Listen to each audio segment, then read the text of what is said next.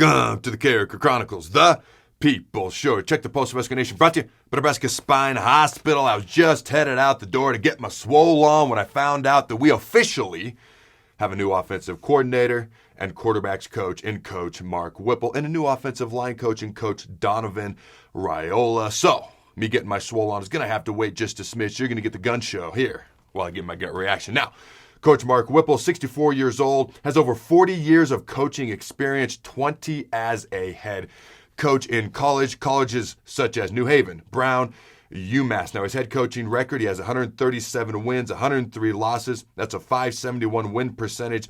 He's also won a Super Bowl with the Steelers as their quarterback's coach.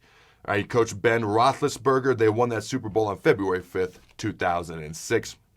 He's also won the 1AA National Championship as a head coach of UMass in 1998, was the AFCA Division I AA Coach of the Year in 1998, and the Atlantic 10 Coach of the Year as head coach of UMass in 2003. Now, the early part of his career, he spent much of it as an offensive coordinator and head coaches at lower levels of college football. 1992, now there's all sorts of stats that I found out that were quite interesting throughout his career, especially early on.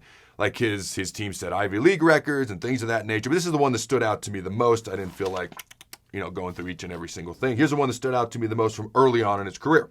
1992, he was head coach in the New Haven Chargers. Their offense led all NCAA divisions in scoring offense, 50.5 points per game, and total offense of 587.7 yards per game. In 1993, Sports Illustrated named his New Haven team, and I quote, the best offense in college football, end quote.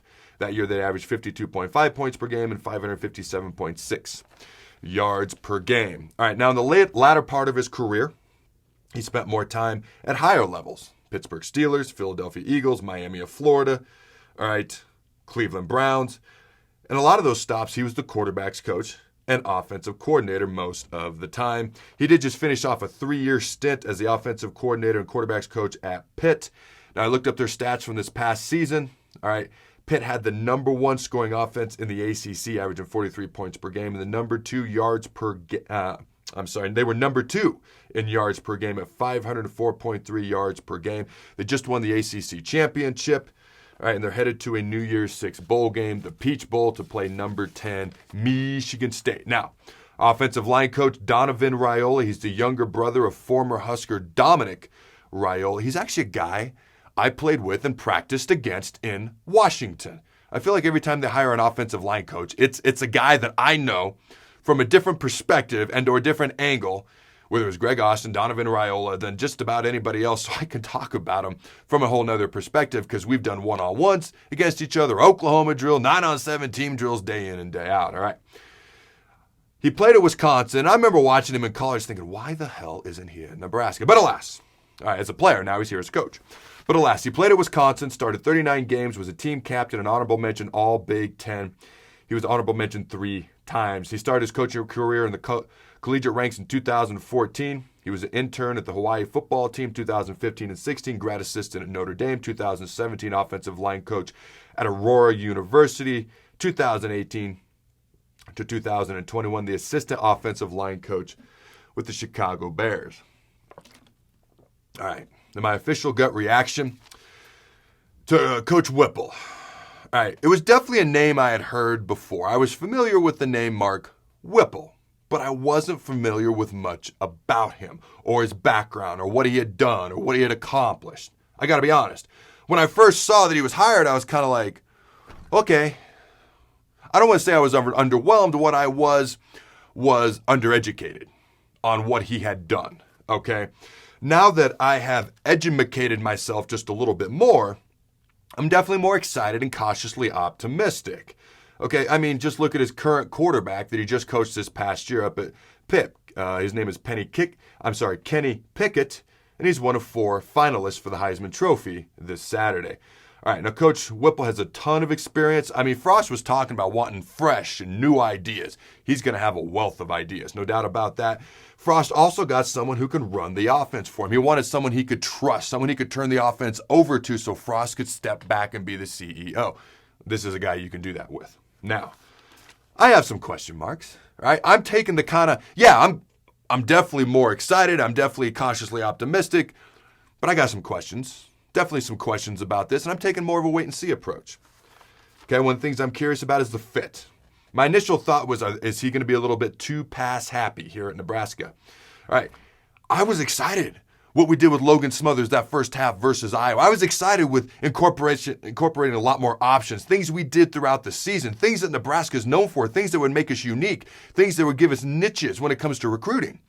All right, so one of my questions, all right, how often is he going to pass the ball versus run the ball? I personally like a 60-40 ratio in favor of the run. Okay, and I'll get to what Pitt did a little bit more here in a few seconds, because they actually ran the ball a little bit more than I thought they did, and they run with their quarterback a little bit more than they thought they did. But part of the reason I'm curious about this schematic fit is we need immediate results. I don't want to hear 9-10 months from now, if this season doesn't go well, which I hope it does, but if it doesn't, I don't want to hear, I have new assistant coaches, I need more time. No. At that point in time, first of all, I hope we have a great season, but it will have been a half a decade. And you look at Michigan. They brought in 6 new assistant coaches this year. Would they have 3 wins a year ago? Something like that. I know it was a COVID-shortened season, but now look at them. Big Ten champs, number 2 seed in the college football playoff. You look at Baylor. They brought in some new assistants, Big 12 champs. Now, I'm not saying Nebraska's got to win the Big Ten championship next year. Don't go off your rockers. What I'm saying is we've got to be better. We've got to be noticeably improved and better. Okay, that I don't want to hear that we need 3-4 years to get better and be noticeably improved and better, and the record's got to be better. A lot of the games were close. Got to finish out those games. Okay, so another question I have. So how immediate result can those results be based on the scheme that we have? All right, because you look at who's in that quarterback room. How much we're going to throw? How much we're going to run? Who do we have that can do it? Who are they going to bring in from the transfer portal? All right, just some questions I have. And can Frost, here's another one. Can Frost actually truly hand over the keys to the offense? Now, it's probably something he recognizes he needs to do, he fully intends on doing, but let's be honest, he's been in charge of offenses pretty much his entire life. Whether you're a quarterback running the offense or a coach, offensive coordinator, or a head coach calling the plays, I have no doubt he fully intends to, but it may be harder than he thinks it is. Who knows? Maybe not. All right. Now you look at what Pitt did this year, running versus passing, like I mentioned a minute ago. This year, Pitt actually was almost 50-50 run-pass ratio, and their quarterback ran the ball more often than I thought he did. He ran 98 times. He had 5 rushing touchdowns. He had 47 passing touchdowns, so definitely more of a thrower than a runner, but they did run with him more than I thought they would. If you watch the ACC title game, he had the infamous fake slide.